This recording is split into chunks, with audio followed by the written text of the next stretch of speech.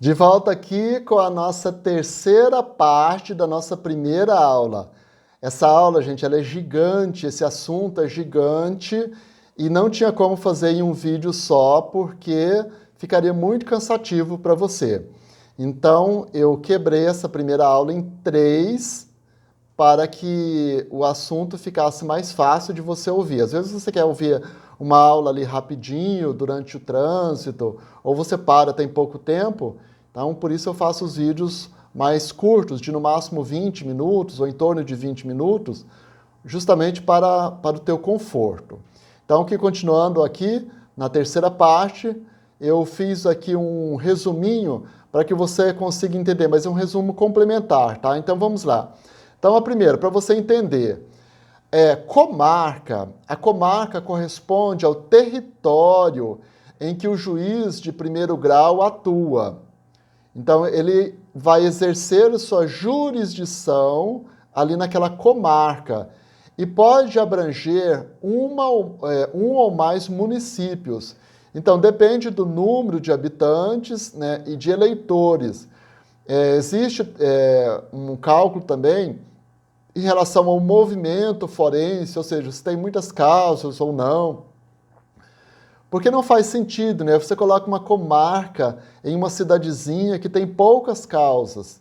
Então, uma comarca, né, esse território do juiz, porque tem o juiz, tem que pagar o salário do juiz, tem que construir fórum, tem que fazer toda aquela estrutura de serventuários da justiça. Então, isso é muito caro. Então, para economizar, então se faz uma comarca e aí ela atende aquela jurisdição ali daquele município. Se o município todo for muito pequeno, então uma comarca pode abranger mais de um município.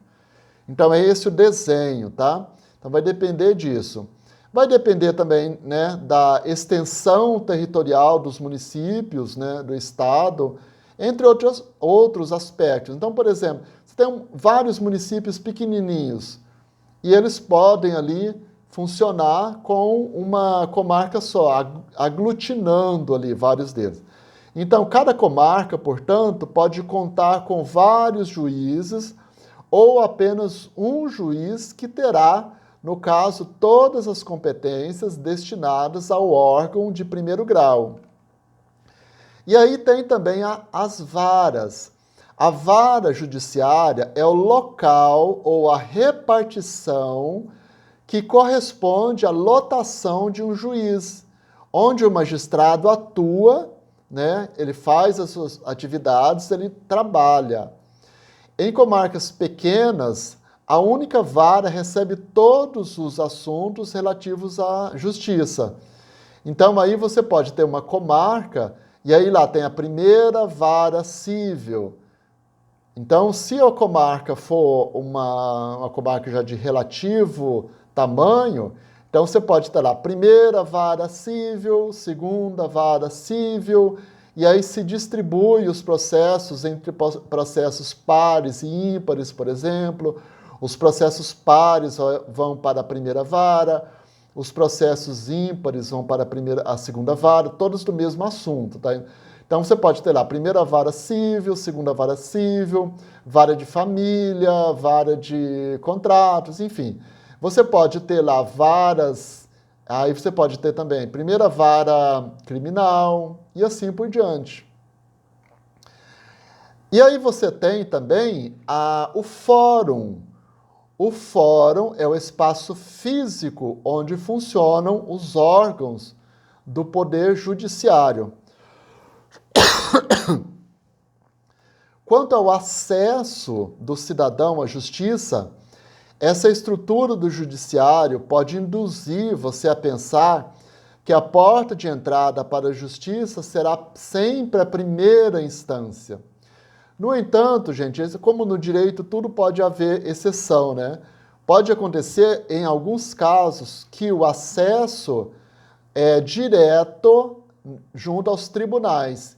Então, portanto, em segunda instância. Um exemplo, nós podemos citar aí as ações de controle de constitucionalidade, que são as ADIs. As ADIs são propostas já em nível de tribunal, já perante o Tribunal de Justiça dos Estados, para o controle de constitucionalidade de leis ou de atos normativos municipais. E junto ao Supremo direto, quando se tratar de leis ou atos normativos dos estados, que forem incompatíveis com a Constituição Federal ou com as suas constituições estaduais. Então, essa regra está lá no artigo 102, no inciso 1, letra A, da Constituição Federal. Então, você tem lá atos normativos, esses atos normativos, né, de previstos lá no rol desse artigo, da letra A, você tem já a entrada direta para o STF. Então, aí você tem, e se for o controle de constitucionalidade ali também de municípios, de leis orgânicas, aí você tem ali já os tribunais de justiça dos estados. Portanto, né, o acesso à justiça, em regra, se dá pelo nível básico, digamos assim, né? Como você pode falar, nível básico é lá na primeira instância da estrutura do judiciário. Porém, existem essas exceções, que são, né, exceções em relação à competência, né, de controle de constitucionalidade. Vamos ver então como esse assunto pode ser cobrado em banco. Eu coloquei aqui uma questão autoral. Eu gosto também, faço muitas questões para os alunos, e é difícil às vezes um aluno derrubar uma questão de prova, porque eu gosto de fazer a questão ali bem de acordo com o que cai em concurso mesmo. Então vamos lá. Em relação à estrutura do Poder Judiciário no Brasil, analise as alternativas a seguir e marque a alternativa correta. Letra A. Em relação à primeira instância, elas são classificadas somente em primeira e segunda entrâncias. Letra B. A segunda instância da Justiça Eleitoral é o Superior Tribunal Eleitoral. Superior Tribunal Eleitoral. Letra C. O Supremo Tribunal Federal e os tribunais superiores têm competência em todo o território nacional. Letra D. A comarca corresponde ao território em que o juiz de primeiro grau irá exercer sua jurisdição. E aí, qual que é a alternativa correta? Corretíssima a alternativa D. Então, a comarca corresponde ao território em que o juiz de primeiro grau irá exercer a sua jurisdição. É ali que cabe, né, o trabalho dele, onde ele, a sua comarca. Essa comarca pode ser de primeira entrância, segunda entrância ou entrância especial. A alternativa A está errada porque, além das primeiras e segunda entrâncias, ainda existe a entrância especial.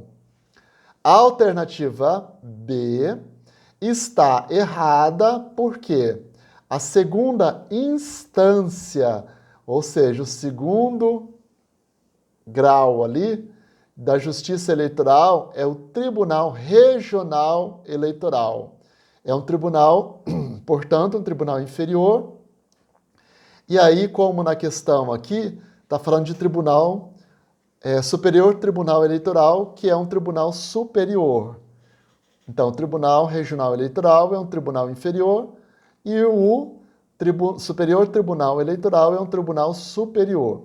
A alternativa C também está errada, porque o STF e os tribunais superiores têm jurisdição em território nacional.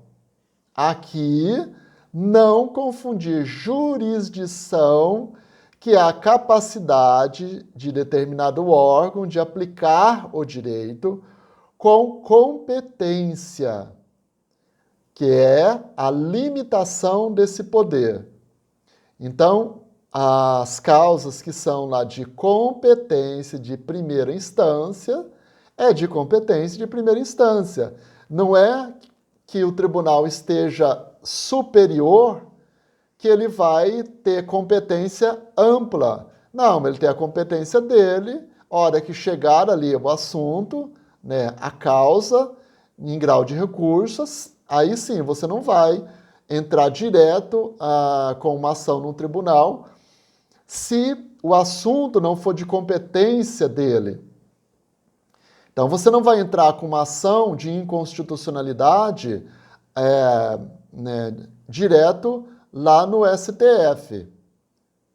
Então, se o assunto for de inconstitucionalidade de uma lei orgânica, de uma lei ou ato normativo orgânico de um município, você vai entrar na instância da sua competência, que é o TJ.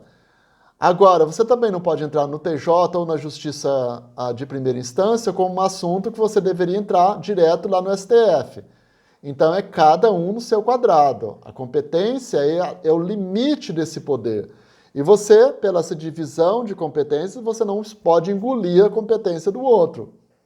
Então, tem que ficar muito atento a isso, não confundir jurisdição com competência. É isso, então. Terminamos aqui essa aula 1 gigante, desse conjunto aí de 3 vídeos só para falar sobre esse assunto. Eu espero que você tenha gostado dessa aula. É uma aula que eu acho muito interessante e cai esse assunto, nossa, em concurso, praticamente em todos os concursos. Também exame de ordem, é claro. E também para você entender, né, como funciona tudo isso. Porque são assuntos muito específicos. Na próxima aula, aprofundaremos, né, o estudo sobre os tribunais e a sua subdivisão em tribunais inferiores e tribunais superiores. Se você ficou com dúvida, pergunte, comente. Comente aqui. Se não tiver dúvida também, faça algum comentário. Eu gosto de saber como o conhecimento está sendo construído aí dentro da sua cabeça. Como é que você pensa esse conhecimento? É bom a gente saber como é que você pensa também. E outra coisa, comente nas redes sociais, me marque aí, me siga nas redes sociais, indique o curso aí também para os seus colegas, coloque no grupo de WhatsApp e eu agradeço a sua atenção. Nos vemos aí na próxima aula, que é a nossa aula 2, o assunto número 2. Até mais, um abração, tchau!